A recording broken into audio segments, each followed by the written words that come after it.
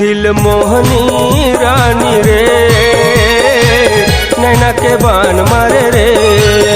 रंगी रसिया राजा रे, नैना के बान मारे रे।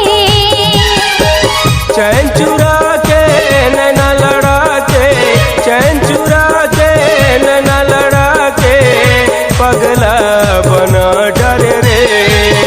दिल मोहना राजा रे, नैना के बान मारे रे। दिल मोहनी रानी रे, नैना के बान मारे रे।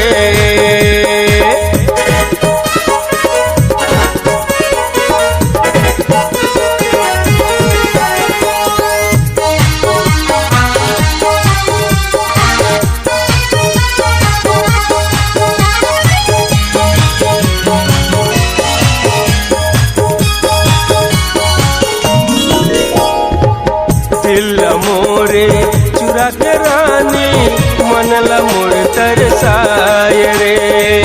जिउरला मोरे धड़का के रानी, तनला मोर जलाए रे। दिल मोरे चुरा के रानी, मनला मोर तरसाए रे। जिउरला मोरे धड़का के रानी, तनला मोर जलाए रे। तोर रूप के मैं दीवाना, तोर रूप के मैं दीवाना, सुरता में बसा डर रे। रंगी रसिया राजा रे, नैना के बान मारे रे। दिल मोहनी रानी रे, नैना के बान मारे रे।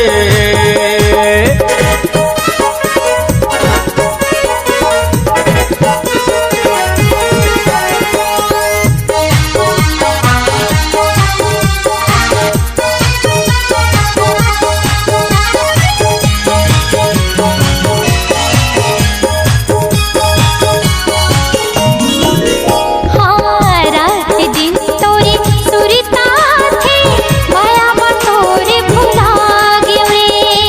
आठों पहर तोरे याद सताथे, अंतस में तोला बसायो रे।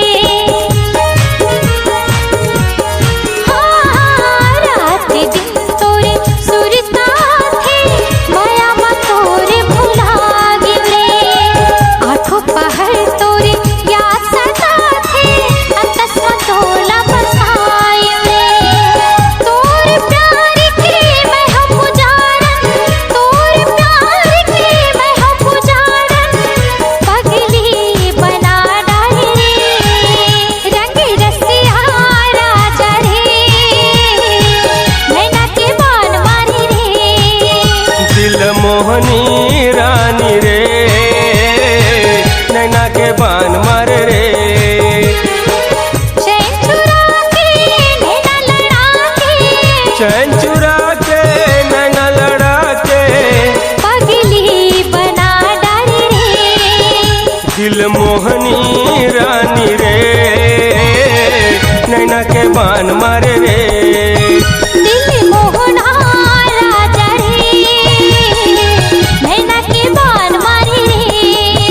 दिल मोहनी रानी रे, नैना के बान मारे रे। नैना के बान मारे रे। नैना के बान मारे रे।